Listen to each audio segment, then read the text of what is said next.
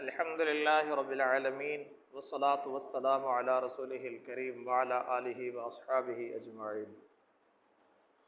محترم ناظرین، اللہ رب العزت کا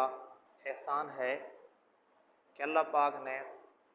پھر سے ہمیں رمضان المبارک کا مہینہ عطا فرمایا ہے۔ اللہ کی رحمتوں سے امید ہے کہ انشاءاللہ اس رمضان المبارک کی رحمتیں اور برکتیں ہمیں حاصل ہوں گی۔ محترم ناظرین، رمضان المبارک وہ مہینہ ہے کہ آپ علیہ الصلاۃ والسلام کے بارے میں آتا ہے کہ جب شعبان المعظم کے آخری دن چل رہے تھے، آپ صلی اللہ علیہ وسلم نے صحابہ اکرام رضوان اللہ عنہم اجمعین کو اکٹھا کیا اور صحابہ اکرام کو جمع کرنے کی وجہ یہ تھی کہ رمضان المبارک کے استقبال کے سلسلے میں واعظ و نصیحت کی جائے، رمضان المبارک کے مہینے کی فضیلت کو بیان کیا جائے۔ صحابہ اکرام فرماتے ہیں آپ صلی اللہ علیہ وسلم نے شعبان کی آخری تاریخ کو صحابہ اکرام کو اکٹھا کیا اور ارشاد فرمایا، اے لوگو، تمہارے اوپر ایک بہت بڑا مہینہ آ رہا ہے، مبارک مہینہ آ رہا ہے۔ بڑا مہینہ کہنے سے مراد کہ جیسے ہمارے پاس کوئی منصب کے لحاظ سے بڑا مہمان آتا ہے تو اس کے آنے سے پہلے ہی ہم اس کے پہنچنے سے پہلے ہی ہم تیاری کرتے ہیں، اس کو خوش رکھنے کی کوشش کرتے ہیں، تیاریاں شروع ہو جاتی ہیں۔ تو آپ صلی اللہ علیہ وسلم نے فرمایا کہ بہت بڑا مہینہ آ رہا ہے، مبارک مہینہ آ رہا ہے کہ ابھی سے اس کی تیاری شروع ہونی چاہیے۔ فرمایا کہ اس مہینے میں ایک رات ہے، لیلۃ القدر کی طرف اشارہ فرمایا، اور اسی آیت کی طرف بھی اشارہ فرمایا کہ لیلۃ القدر خیر من الف شہر، کہ اس مہینے میں ایک رات ہے کہ جو ہزاروں مہینوں سے بہتر ہے۔ اس رات کی عبادت، اس رات میں جو عبادت کرتا ہے، شاید ہزاروں مہینوں کی عبادت سے اللہ رب العزت کا وہ قرب نصیب نہ ہو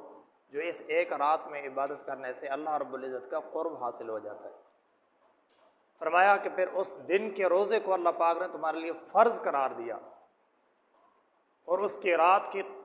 عبادت کو، قیام اللیل کو، تراویح کو اللہ پاک نے تمہارے لیے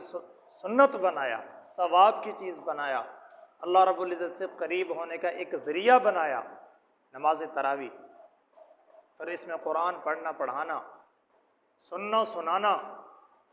یہ اللہ رب العزت سے قریب ہوتا ہے انسان۔ فرمایا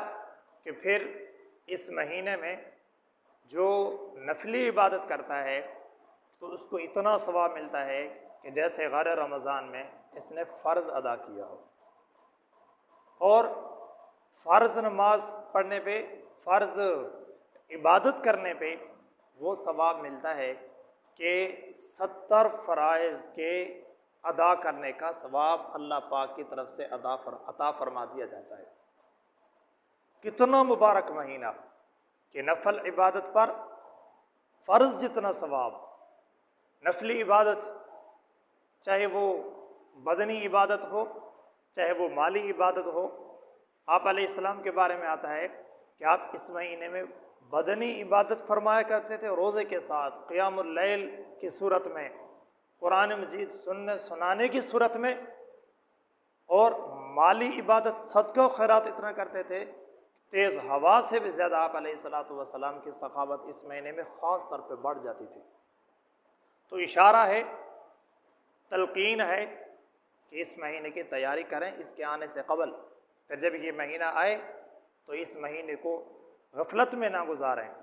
سستی میں نہ گزاریں،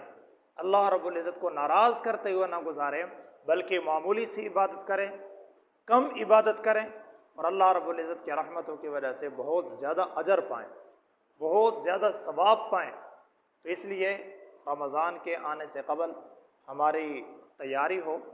ذہنی طور پہ بھی ہم تیار ہوں اور جسمانی طور پہ بھی ہم تیار ہوں، تاکہ اس مہینے میں خوب اللہ رب العزت کو راضی کیا جائے، خوب عبادتیں کی جائیں۔ پتہ نہیں کہ آنے والے سال یہ مہینہ ہمیں نصیب ہو یا نہ ہو، آنے والے سال اس مہینے کی رحمتوں اور برکتوں کو ہم حاصل کر سکیں یا نہ کر سکیں۔ اس بار تو امید ہے کہ انشاءاللہ ضرور ہم ماہ رمضان کو پائیں گے اور رحمتوں اور برکتوں سے ضرور مستفید ہوں گے۔ تو اللہ رب العزت ہم سب کو اس ماہ رمضان کے استقبال کی توفیق نصیب فرمائے اور اس ماہ مبارک کی قدر کرنے کی اور اس کے انتظار کرنے کی توفیق عطا فرمائے۔ وما علینا الا البلاغ۔